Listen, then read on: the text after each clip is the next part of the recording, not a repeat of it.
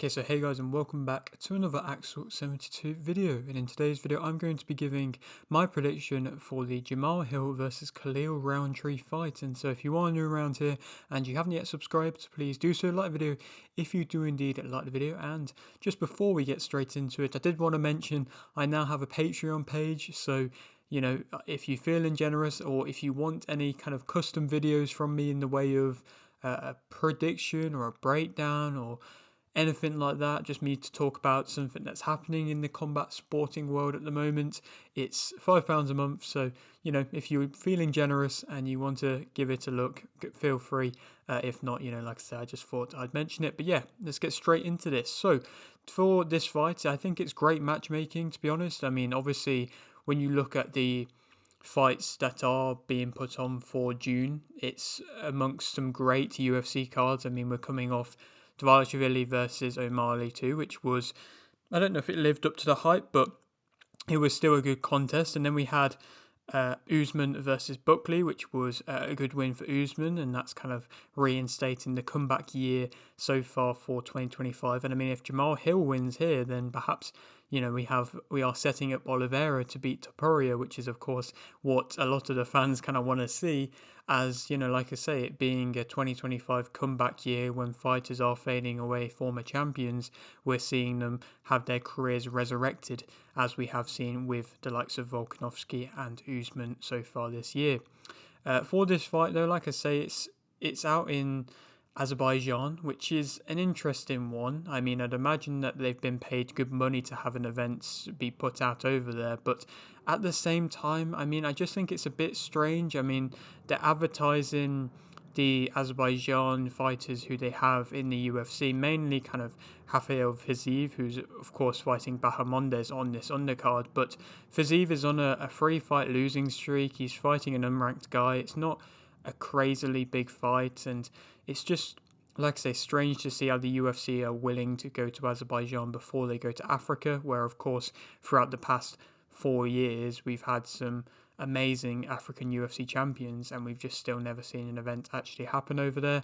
Like I say, it's interesting to see, and it also kind of resulted in Hill seemingly not almost coming over to fight there. I think there was some kind of spoke about issues with him want or not being kind of willing to get the flight over due to all the conflicts that are happening in that kind of area of the world. So he kind of had a bit of a flight risk if that was going to happen or not. And there was also rumours of an injury for Jamahal, but seemingly this event's still going ahead. The main event is still happening. Obviously, there is still time for this to change. I'm kind of hoping that it won't because I'm doing this video now, but it shouldn't be. I think it's all good and I think it's all going ahead well. It just will be interesting to see if Hill does lose, if he does end up making any excuses.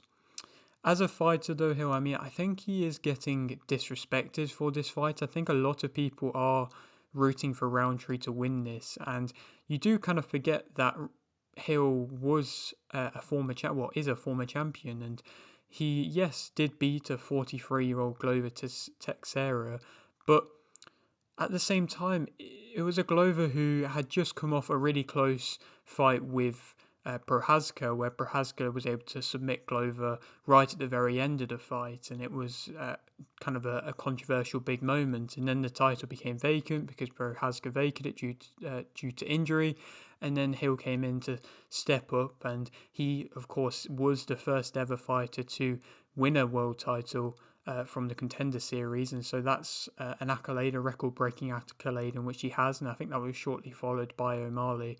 But still, like I said, I think he is getting disrespected as a former champion. Yes, he is coming off back-to-back knockout defeats, and I mean, I don't think the way that he went about the loss against Pereira really was the best thing, because he was quite vocal as wanting to get a rematch and thinking that he kind of was deserved a rematch. And I think he's just coming to terms more recently the fact that he just wasn't really deserved it, and he did get knocked out in round one. Yes, there was the little bit of a pause from the ref jumping in, and then the punch was thrown just after because Pereira creeped forwards a bit, but at the same time, you've got to keep yourself ready, and I just don't see a way in which Hill would have won that matchup at that time anyway. So, like I said, I just think that he has kind of lowered his stock as a result of the way that he dealt with the Pereira fight, of course, the Pereira fight itself, and then also, the Prochazka fight. But in that Prochazka fight, he didn't look awful, to be completely honest. Prochazka looked really good, arguably the best that we'd seen Prochazka.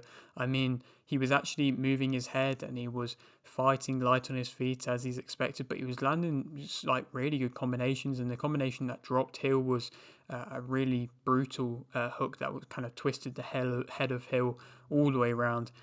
But yeah, so it wasn't a bad performance realistically from Hill, but it was against a guy in Prochazka who was at his best at that point. And so, yeah, like I say, he's getting disrespected a bit. But then you do look at Rountree as a fighter. Obviously, he's reaping the rewards of the Pereira tough fight that he was in.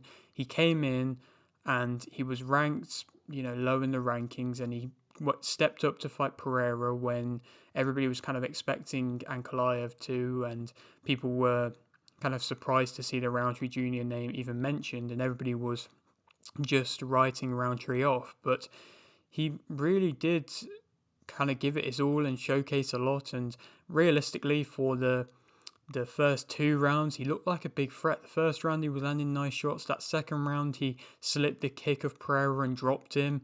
And that was a really shocking moment because that was, of course, the time when Pereira was looking invincible and looking like he couldn't be hurt on the feet. And, I don't know how badly he actually was hurt. I don't know if that was more so momentum that dropped him, but still Pereira slipped the kick and landed it nicely.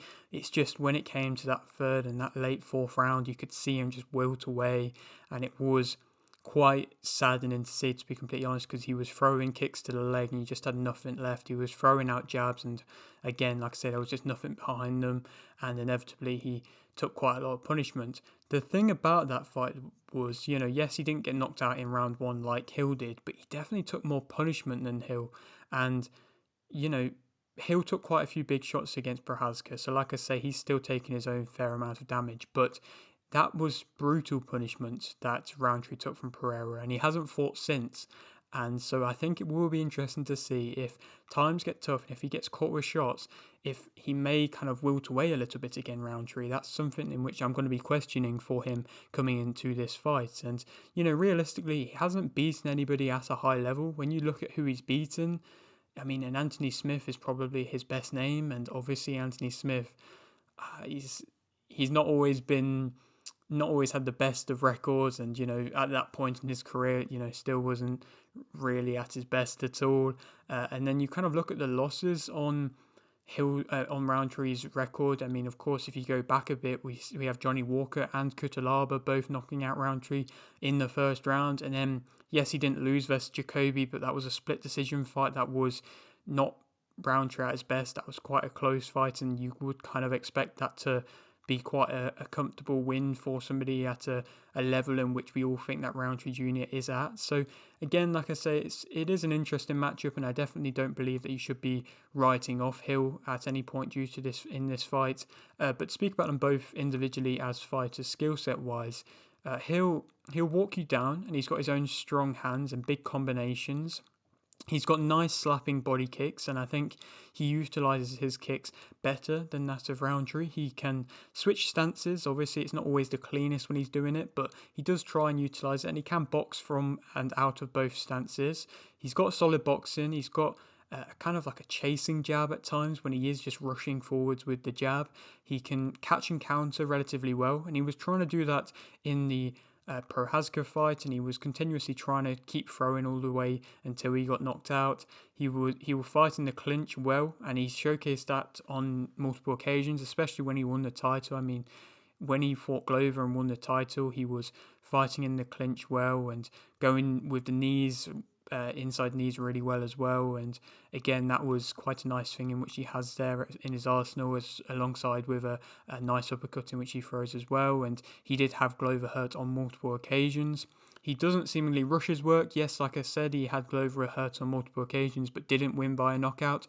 I think it's just because he wasn't rushing his work, and realistically, that's what you want to see, because he could have, of course, gone and tried to rush it and then been taken down by Glover, and then I mean Hill on his back isn't really much of a threat and isn't really going to make too good of an effort of trying to get off his back. So again, like I say, it's smart that he didn't try and rush in, and I mean it's the same as Rountree in that element. Neither of them are really that good on the ground. I mean, I think Hill is slightly better on the ground, but that's when he's being the offensive person. He's the guy with his ground and pound landing the big shots. That's when often he is at his best. But, you know, I don't think Rountree Jr. has really been tested on the ground that much so at all. He doesn't necessarily deal with speed the best, Jamahal Hill, and I think he does stand quite tall. He's flat-footed and can often have his chin in the air. Sometimes he can stay in range too long and even wait too long a bit with, again, minimal head movements. So Rountree, especially early on with his on-rushing attacks, could be a threat early on. I think his accuracy can be a bit poor at times at Hill. He can... Well, obviously he's now been dropped on back-to-back occasions, so he has been hurt on multiple occasions now, whereas Rountree didn't get dropped. So I suppose maybe that's an argument there to counteract the one that I made prior. He has a weak guard, like I say. I don't think his cardio is the best, but he is more used to fighting 5-round fights than that of a Rountree. His speed isn't the best. Again, Rowntree's isn't amazing either. And he doesn't always cover up when he needs to. When he got dropped by Prochazka, he didn't cover up. And when he got back to his feet, he didn't cover up at all. And then Prochazka literally just flung him to the ground because there was just no kind of want to defend on his feet. If he'd have defended on his feet, tried to go in for a clinch or tried to cover up a little bit more and try and get moving, then he maybe possibly could have survived it. It definitely would have given him a better chance at surviving it than just going back up to his feet and trying to swing it out again, because there was nothing left in him at that point. He'd been hurt really badly, and obviously it's difficult to be able to kind of know what to do and know how to be disciplined and controlled when you have been hurt. But now he's experienced it on a couple of occasions, maybe he might notice that he needs to cover up a bit more, or at least try and move around a bit instead of just trying to stand and trade when things aren't going well. Rountree as a fighter, of course, he's strong, durable, powerful. He's arguably more compact in his work than that of a Hill. He's got solid boxing as well, so I think it is going to be more so just a boxing fight in this. I mean, obviously, I think the knees might play a factor and the inside game might do a bit from Hill, but for the most part, I think it will be a good boxing display. He has on-rushing explosive attacks, Rountree, and for the most part, like I say, they're probably where he's going to be able to land for the most part, but he might get caught with a shot, but like I say, I don't think Hill's timing's that good. He does finish often his combinations with a strong overhand, which can often land, and that's of course, you know, the fact that he's also able to throw that overhand when he's countering as well and capitalizing. When you throw, he'll throw, and that's of course what he landed to then drop Pereira.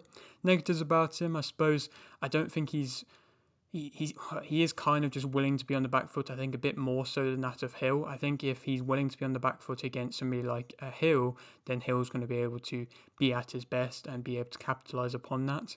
I think he does lunge in a bit, and he doesn't have the biggest kind of reach, so I think he is going to be lunging in a bit, and that's where he might be able to get caught, or that's where Hill might be able to land the better shots, because he might not be able to counter or capitalise as well due to the fact of his shorter reach. He doesn't, like I say, throw kicks, I believe, as well, and I think his balance in kicks can be off at times. He doesn't utilise his wrestling, and well, like I say, I just don't think he has the best wrestling in general. I think he slows down throughout fights, like I've touched upon. He can be caught with a jab quite often. I mean, Pereira at one point in the fight was just continually catching him with a strong jab. He has wide hooks, especially later on when he gets tired, they become wider, and again, we're going to have to wait and see if he does wilt throughout the fight, and in general, I just don't think he finds his range that well. To give a prediction of who I think is going to win, I think that Jamahal Hill is going to be able to win via TKO in round 5. I think going into that point in the fight, it probably is going to be a bit of a slugfest, but I could just see that Jamahal Hill, if he can get to that point in the fight, you know, he might have to survive a few big shots, and that's what's going to make this fight entertaining, in my opinion. But if he can get to that point in the fight, then I think he's going to be able to land his jab and just be able to catch Roundtree when he's getting tired and hurt him when he's getting tired. And again, I think he's going to wilt away a bit.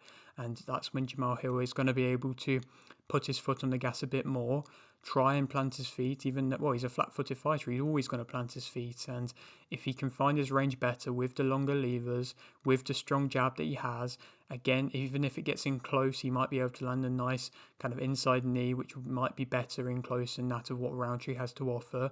That's where I think Jamahal Hill is superior, and that's where I think he's going to be able to win via TKO in round 5. And I suppose cause a bit of an upset, which is, like I say, is a bit of a surprising upset because, of course, Jamahal Hill is a former champion and still ranked 4th in the light heavyweight rankings.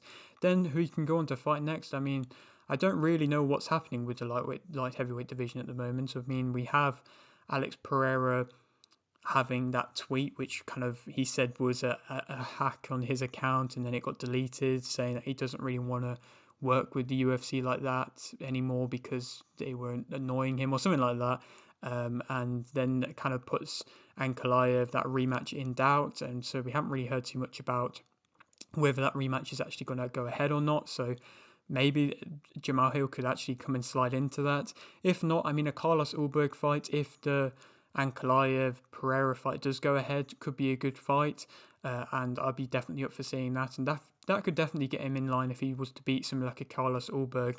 That could definitely get him in line to fight for the title again. Because realistically, I mean, if Pereira beats Ankalaev, then Pereira's back as champion, and I doubt he's going to want to fight anybody that he's already fought. But if Jamahal Hill takes out Ulberg, then there isn't realistically anybody that he's not already fought Pereira. So again, it will be interesting to see if Ankalaev does beat Pereira again, or if he doesn't fight Pereira, then Ankalaev might be willing to bring up a former champion like a Jamahal Hill or, of course, a Prochazka to fight against him. So a matchup like that might happen. An Ulberg one, a Blachowicz one perhaps could happen. Blachowicz is coming off back-to-back defeats, so I suppose similarly to that of Jamahal Hill. So maybe that could happen.